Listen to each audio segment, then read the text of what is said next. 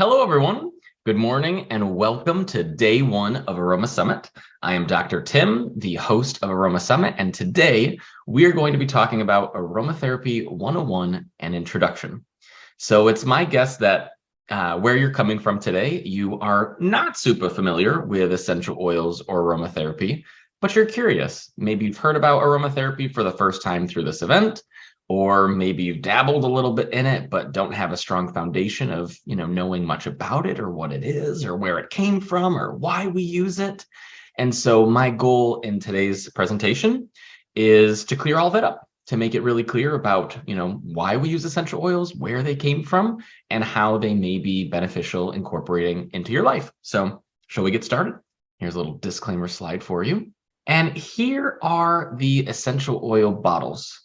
So you've probably seen these before. They're the little amber glass bottles, usually amber glass, with a little orifice reducer, so a little droplet thing on top. So that way they'll pour out in drops instead of just pouring it all out and over and there we go. But this is what aromatherapy, one of the main components of aromatherapy is essential oils. And essential oils come in these bottles. So as we get started, I just want to share a little bit more about me. My name is Dr. Timothy Miller, and I've been trained as a naturopathic doctor, acupuncturist, and also an aromatherapist. And so I love natural medicine, and I love what it's capable of doing and helping people with their health challenges. And, I really believe deeply in integrative medicine, using the best of both worlds, of conventional medicine as well as natural medicine. Now, if you're not super familiar with naturopathic doctors, we're basically trained as hybrid physicians. So I went to a school in Portland, Oregon, and in Oregon, they license naturopathic doctors, meaning I basically have the full scope of practice as a conventional medical doctor. So I can prescribe drugs, I can do minor surgery, I can do IV therapy, all these things. But in addition to conventional medicine, I was also trained in natural medicine. So the cool thing about naturopathic doctors is we're kind of like, we go into the best of both worlds, We're hybrid doctors. In certain states, in countries, we are primary care physicians. Of course, it's all state by state and country by country. But that's a little bit more about my training. And so after my bachelor's degree, I went and did a 6-year program, and I got a doctorate in naturopathic medicine and a master's degree in acupuncture. And so in my approach, I kind of weave a lot of different philosophies from convention to, Eastern medicine to, kind of integrative and naturopathic medicine. So that's a little bit more about my training. And one of the things that's always been really meaningful for me is learning. I love learning. I've always been a really curious person, especially about natural medicine, especially about healing. And I love learning, and then I love taking what I've learned and I love teaching it. So that's something that's always felt really meaningful for me. And that's become an integral part of my professional work.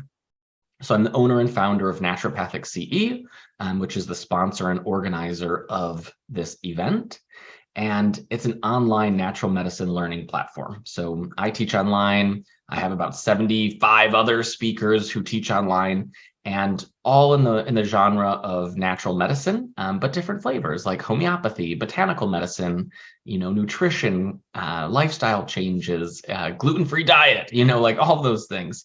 So some courses there for professionals, and also other courses there for lay people and home users. So that's a little bit about that. And then obviously we are in Aroma Summit, but this is not the first summit that I've organized. I've organized several Homeo Summits, all on the topic of homeopathy. And so my goal is really to bring information, quality information, and make it available to people who can do something about it. People who want to improve their health, want to improve their wellness, and maybe just don't even know that there's a tool out there that could help them in this really cool way. So that's a little bit about me, but without further ado, let's get into it. So what is aromatherapy? Well, according to the NAHA definition, aromatherapy is the use of natural plant extracts, such as essential oils, hydrosols, and carrier oils, in a variety of ways to heal the body, mind, and spirit. And I would add to this definition also to help the emotions. So really, I see aromatherapy as being a truly holistic form of medicine, and not only can act on the body, not only can act on the mind, not only can act on the spirit, but can also act on the emotions and really support a very holistic form of health. Now you'll see here that in the definition, they mention not just essential oils, but these other things like hydrosols and carrier oils. So aromatherapy, the main component is essential oils, so like usually in an aromatherapy, practice, we're going to incorporate essential oils, but there are other things as well, like hydrosols, which is kind of a water-based byproduct of the steam distillation process, which is how we produce essential oils. So hydrosols is like a byproduct that we also have found, that's actually can be therapeutic too. That's really cool. So we incorporate those. And another thing, as we'll discuss, whenever we're using essential oils, oftentimes we want to dilute them. Essential oils are very powerful medicines. They're very concentrated substances. And so because of this, oftentimes we don't want to use them, neat. We don't want to use them non-diluted. And so what we'll do is we'll get a carrier oil, right? Oil and water, we know don't mix. Oil and oil does mix. So in order to dilute an essential oil, we don't want to put it in water. We actually want to put it in something that's fat-based or oil-based.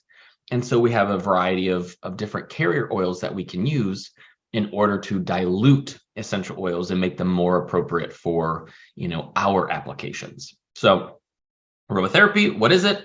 It's the use of these incredible tools, really the focal point being essential oils, but also hydrosols, also carrier oils, and some other, modalities, all with the purpose of helping the body, mind, spirit, and emotions. So what are essential oils? Well, essential oils are volatile oils extracted from plants. So the cool thing when we're looking at aromatherapy and we're looking at essential oils is we're talking about natural materials. We're talking about plants. These aren't synthetic. This is all natural. This is coming from nature, coming from straight from the source, from plants themselves. And how essential oils are produced is by one of two ways, either by distillation, which we'll talk about, or by expression, which we'll talk about. So essential oils are volatile. They come from plants and they're extracted by distillation or expression. So what do I mean by volatile? Well, I want you to imagine olive oil, okay? If you were to pour olive oil, for whatever reason, you would do this. You were to pour olive oil on your kitchen counter, right? If you came back, an hour later, a day later, a week later, 2 weeks later, would that olive oil still be there? Yes, because olive oil is a fixed oil. It's a carrier oil, meaning the molecules of olive oil are so heavy that they're not going to evaporate readily at room temperature, right? So it's a liquid, it's not a gas. So it's staying there on the kitchen counter because it's too heavy to evaporate. So a fixed oil is an oil that doesn't evaporate readily. It's not volatile. It is fixed. So if you pour and spill some on the counter, it's going to be there until you clean it up. And so these fixed oils include things like olive oil, almond oil, evening primrose oil, all these different oils are fixed oils. And we use them in aromatherapy as carrier oils, coconut oil, jojoba, all these different things. Now, how does that compare and contrast with a volatile oil or an essential oil? Well, an essential oil, they are volatile, which means they do evaporate readily at room temperature. So if you pour some essential oil on the kitchen counter, like over time, that's going to evaporate and it's going to not be on the kitchen counter anymore. It's going to be totally evaporated into the air because it's a volatile oil. It readily evaporates. Now, the cool thing about this is geez, some tongue tied there. That is what makes essential oils so fragrant, right? Because they are so volatile, because they readily evaporate, we can smell them. They become air molecules, right? They go in air phase, so we can smell them in our noses because they are so volatile. So that's why essential oils are also so fragrant, is because they are volatile. They evaporate readily. And this, we're talking about, any of our essential oils like lavender, orange, eucalyptus, rosemary, any of these are all volatile oils. They evaporate readily. So we touched upon this, but essential oils on average are about 100 times more concentrated than the whole plants that they come from. So when we're working with essential oils, we need to be really mindful of this. These are chemicals, like they are from nature, they are all natural, but they are powerful, concentrated chemical cocktails. And we can do some really cool things with them, but we also need to be aware and we need to respect, the power that they have, and also, the intensity that they can have too. So we need to be really diligent and become really informed when we're using them. So here's a chart just so you can see a couple of examples. So we said that essential oils come from plants, but the question is, how much plant material does it take in order to produce, X amount of essential oil? And the thing is, it varies drastically. On average, it's about a 1% yield, hence 100 times, more concentrated. But look, we have nutmeg, sandalwood, peppermint, lavender, and rose, some different options. One of the things I want to point out here is look at the different forms of plant material or plant part that's used to produce essential oils. So in nutmeg, it's the seed, but in sandalwood, it's the wood. Peppermint, it's the leaves, lavender, the flowers, rose, also the flowers. So essential oils can be produced from different parts of the plant. It's not always the same part of the plant. And what might contain an essential, the essential oil in one plant might be a completely different part of a plant for another plant. Okay. So it's very plant dependent, and it might be found in the flowers, but not, in the seed for a given plant. So it's very specific to a given plant and a given part of that plant. Okay. And the yields vary. So if we look at nutmeg, 2,000 kilograms could get 500 kilograms of, essential oil. Like that's a pretty high yield. Versus if we look at something like rose, 2,000 kilograms only gets 1 kilogram of essential oil. I mean, that's like 0.006%. That's extremely low. No wonder when we go to purchase rose essential oil, it's so expensive, right? Doesn't that make sense now? If you've seen that out there, or if you ever go to look it up, oh my gosh, if you go to buy rose, which is a beautiful essential oil, it's wonderful, but no wonder it's so expensive. Look at how much plant material is required in order to get an itsy bitsy teeny weeny amount of yield. And how heavy are flower petals? Not that heavy. So 2,000 kilograms of flower petals, we're talking about a lot of flower petals, and it only yields 1 kilo of essential oil. So this helps us see that essential oils come from different plants, and they come from different parts on that plant. And the yield can vary greatly from plant to plant. And some plants can have a fairly high yield, and therefore often mean a more or a less expensive essential oil.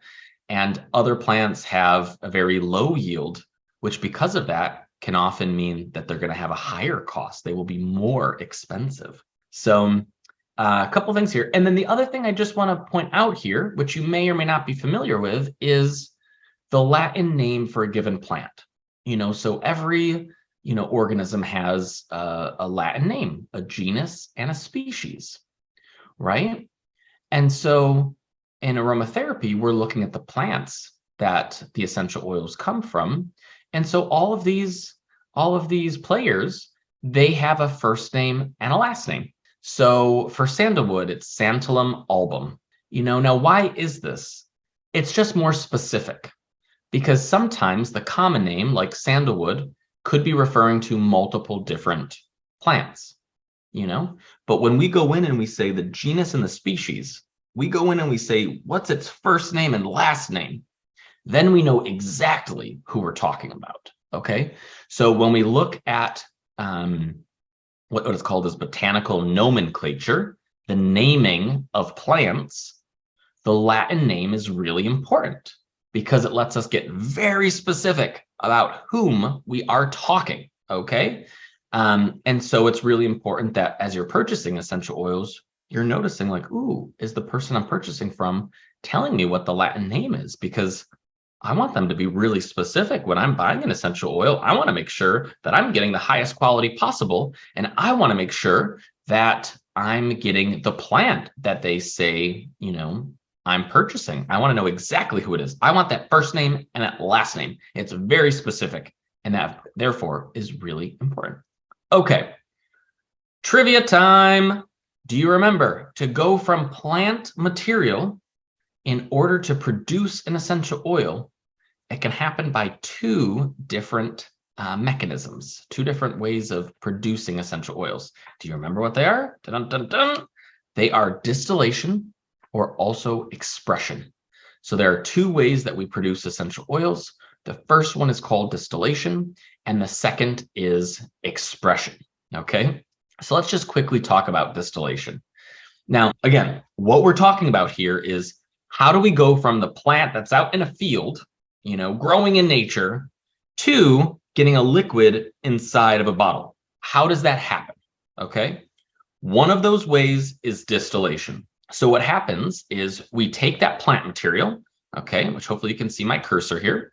We take that plant material and we put it in, like a vat, a big, big container. And what we do is we either heat water and boil it, or we run steam through the plant material. And what happens with the heat, with the steam, the volatile oils within the plant, i.e. the essential oils within the plant, start volatilizing and they start becoming a gas.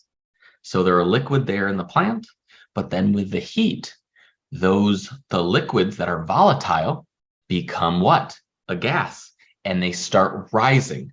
So as the heat and water, or as the steam comes through the plant material, the essential oils that are already found in the plant, but are found in a liquid phase, they start heating. And as they start heating, they start volatilizing, they start becoming a gas, and they start rising. So all of the plant material stays down.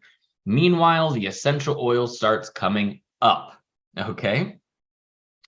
And then, there's a little bit of a technicality on the right-hand side, but the most important part is we apply that heat, we get the essential oil to volatilize, and then the next part is really simple, right? If we took it from liquid to gas, now what do we need to do? We need to take it from gas to liquid. Okay.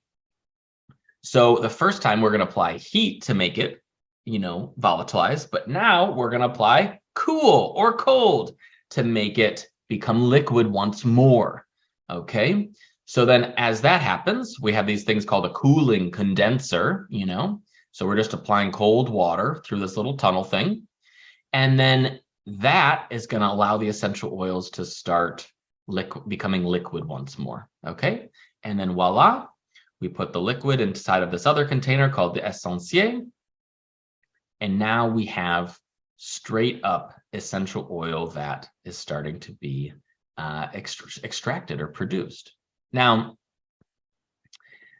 as you bring the steam through, right, it produces water on the other side too. So when you have this first container, it's a mix of the essential oil and also the hydrosol or the floral water or the hydrolat. Those are often used interchangeably. So in this container, you have both this watery part, but also this oily part. Okay. What happens with oil and water? They don't mix, right? And oftentimes, where is the oil found? Think of the gravy on Thanksgiving, right? We got the fat up on top. So oil often floats in water. And so what happens here is, as we have in this essencier, we have the hydrosol and the essential oil.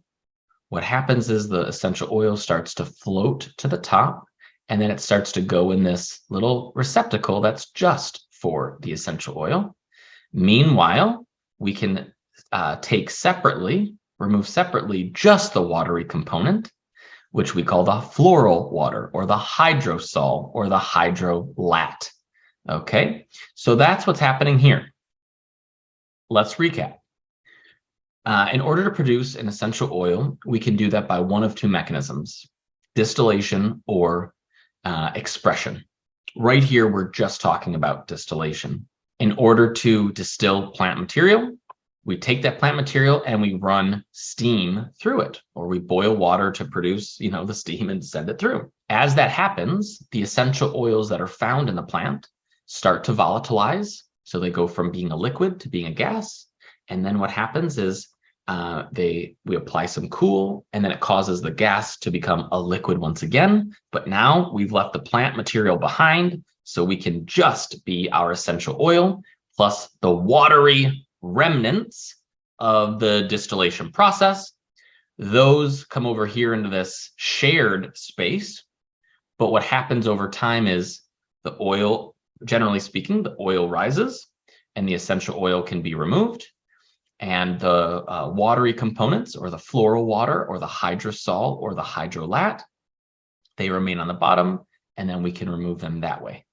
So this is how we produce our essential oils in that little glass bottle from our plant material. And again, that plant material could be, leaves, it could be flowers, it could be the wood of the plant, it could be so many different things.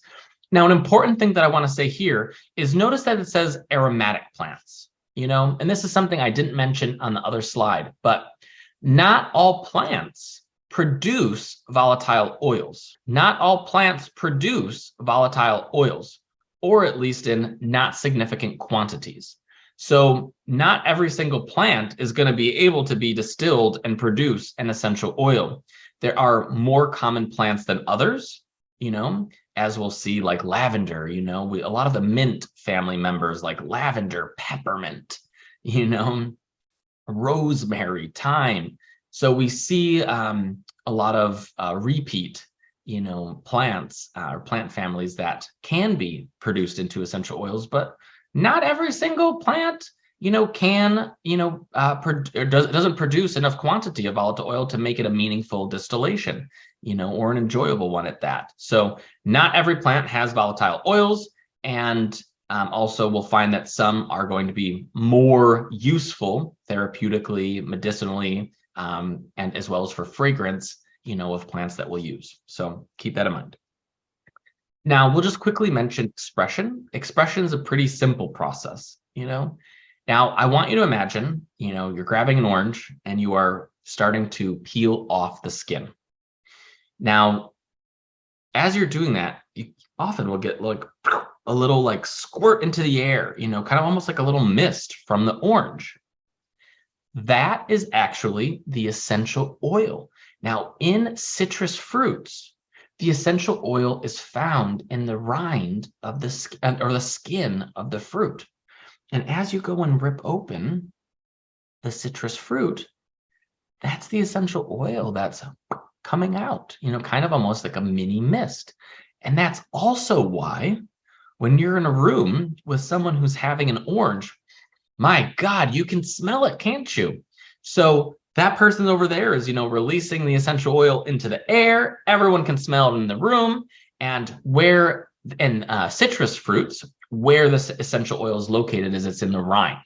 Now, because of this, because it's so easily located, we don't actually have to do a steam distillation in order to yield the essential oil of an orange or of other citrus family, fruits. We can simply take that rind and we can press on it or express the essential oil from the fruit. So this is a lot easier process, right? Much more affordable process too. It's very simple, much more affordable. And the other thing is we don't have to use heat. When we're expressing, we literally just have to apply pressure.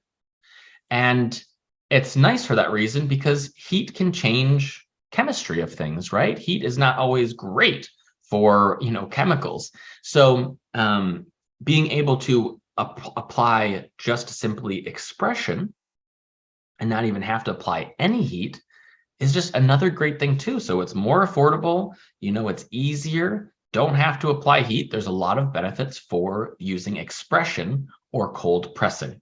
Okay. But not every plant can do this. This is really unique to citrus oils. So those are the two different ways that we produce essential oils, by distillation and also by expression. Now, I'd like to take a moment and just talk about the history of aromatic plants. Again, not all plants are aromatic. However, there has been a very significant, historical relationship with humans and aromatic plants. We see this time and time again, being used in medicine, being used in religion, spirituality, and across many civilizations over the years of time. So the use of aromatic plants dates back at least 5,000 years ago, maybe 6 or more, at least 5,000 years ago. The Sumerians, the Egyptians, the ancient Indians have all used aromatic plants. The use of aromatic plants continued through civilizations in China, Babylon, Greece, Rome, and other parts of the world. And as I mentioned, even over here, as we see the preparation of a mummy, aromatic plants were used in the mummification process. They were used as part of embalming, part of spirituality, part of religion, and we see this for thousands and thousands of years. We even then see with Hippocrates in ancient Greece, he's quoted as saying, "The way to health is to have an aromatic bath and scented massage every day." So here again, we are seeing this important relationship of health, wellness, with using aromatic plants. Okay, and this is even in ancient Greece. And Hippocrates, just as a reminder, is known as being the father of medicine, the father of Western medicine. And physicians, we take a Hippocratic oath, the oath of Hippocrates, to first do no harm, to our patients, among other things. And then this continues. We move forward into the Middle Ages, and we see that aromatics were used to help protect from, infection and the bubonic plague. And even there were these contraptions called pomanders, which included aromatic plant materials, and they were used to help ward off infection. Aromatic plants were also used, burned in the streets, releasing the volatile oil and helping to, fight off infection as well. So we see this very historical use. Now, what we see in the 10th century is an Arabian physician, Avicenna. Now, he is attributed for refining the distillation process because, as you can imagine, it's a fairly simple thing, but also, when we're talking many years ago, a much more crude form of the distillation process existed, and it didn't provide for a very great yield. And so this kind of made using essential oils extremely expensive and extremely impractical. But starting in the 10th century, we have this greater refinement of the distillation process, which made the yield and production of essential oils easier and, much more seamless, which means we now have them more readily available for use. Another thing that's really interesting here is, Avicenna, he even wrote a treatise, a book about medical applications, and he included using essential oils for medicine. So we see this, from 1,000+ years ago. We see that essential oils are now not just being used as aromatic plants, and not just being used in purposes of religion and spirituality, right? But here we can really see that we're having a greater yield of essential oils, and also they're being used in medicine for medical purposes. That's really cool. Now, things really shifted in the early 1900s, and it's due to this guy right here, René Maurice Get-Fossé. Now, when we often think of aromatherapy, or many of us anyway, we might be thinking of France. We might be thinking of, essential oils from France and perfume from France. And really, this is part of that rich history that really centralizes France as being one of the major locations of bringing forth, modern aromatherapy. And really, Rene Maurice was a critical component of that evolution. Now, he was a chemist, a chemical engineer in Lyon, France, and his family happened to run an essential oil and perfume business. So he knew his chemistry, and also he was very familiar with the field of fragrance, with essential oils, including all the local growers there in France for lavender essential oil, etc. Oh, and just quick note, he's known as the father of aromatherapy. Now, Rene Maurice, in July of 1910, he was doing some experiments in his laboratory, and a really bad explosion happened. And he burned himself. He burned really badly his hands, his scalp, and he remembered that from the lavender fields, from the farmers of the lavender fields, they taught him that lavender can be used successfully to help treat burns. And so at this point, putting yourself into the mind of Rene Maurice, like he hasn't had a big medical experience with essential oils, but now he's kind of being forced to, wow, I've got these really bad, burns. This is really serious. I could get infected. I could get gangrene. I could die. Like this is a very serious thing, especially in 1910. And he then intentionally chooses to use some lavender essential oil based on the recommendation of what he had learned already from the lavender farmers, and he applies the essential oil onto his burns. And what he discovers is remarkable.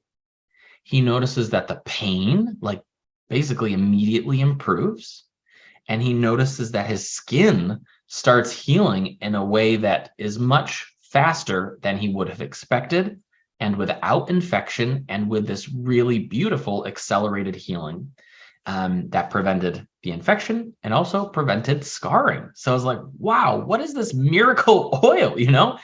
Here, up until this point, he's been primarily using it as perfume, right? Using essential oils for the purpose of fragrance, for perfume.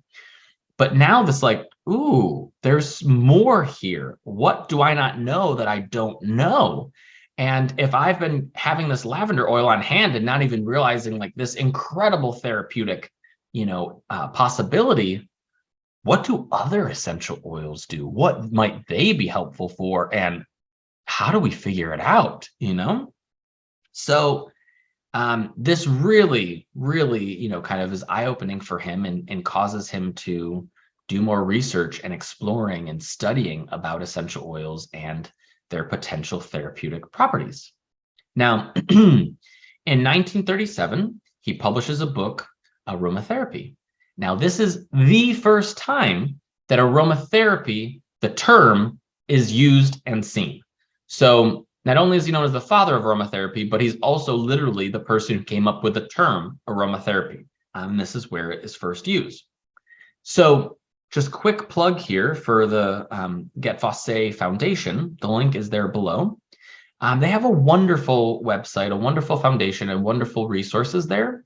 And also you can read more about the history, including some of his experiments, more of the origin story, etc. So if you get a chance, I highly recommend popping onto their website, checking it out, reading more about what they share, because they're really doing some really cool things. So I want to give them a little plug. So here we go. So this is kind of happening. Now, again, in Rene Maurice Get Fosse, he's coming from a chemical background, and he's coming from, kind of this business perfume background as well. And that kind of shifts or expands, I guess, evolves with the presence of Marguerite Maury and also Dr. Jean Velnay. Because now we have people who are really more in a medical model, more in a nursing model, and more in a medical model. And here, now they're having like, a different capability of using essential oils, like with patients. So Rene Maurice Get Fosse, he's not coming from a medical background. He's coming more from a chemical background and also a business background. So this is kind of really expanding things for more clinical uses, more clinical applications. So Marguerite Maury, she was an Austrian-born nurse, And she really focused on the dermal application of essential oils, especially with massage therapy. And she noticed that the effects of essential oils were not just physical, but they also had a really strong psychological benefit as well. Okay, so Margaret Morey, she's kind of coming in with a more nursing approach, versus we have Jean Valnet. He's a French physician.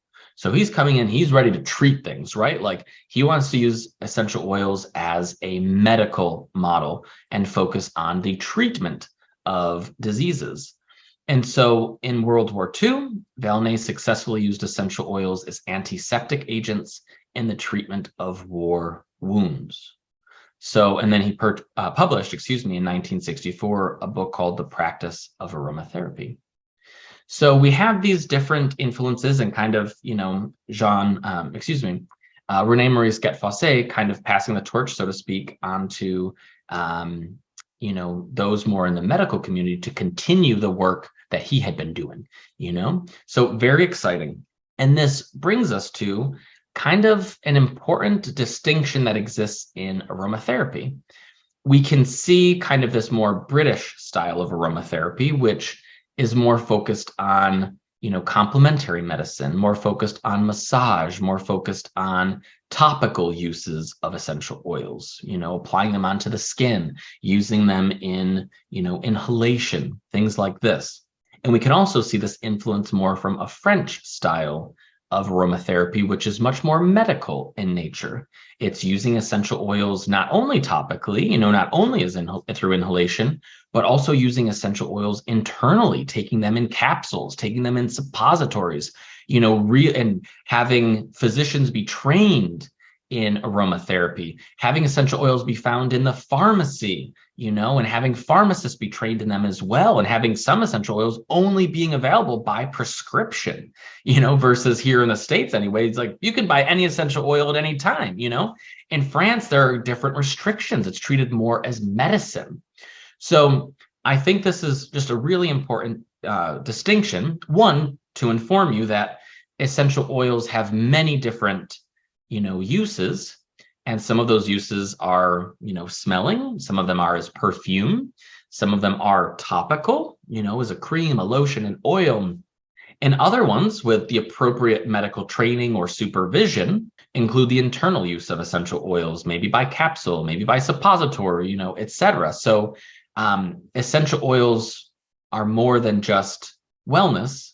They're also medicine, which I think is really cool. And based on your, level of training, wherever you choose to go, the applications that you might choose to use with essential oils are basically endless, which is also kind of neat.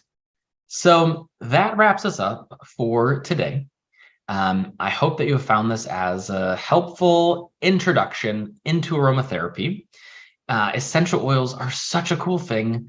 Please continue learning more about them throughout Aroma Summit. And also tomorrow, we will go through some FAQs, frequently asked questions within aromatherapy, as well as some other topics that I have for you later on the week.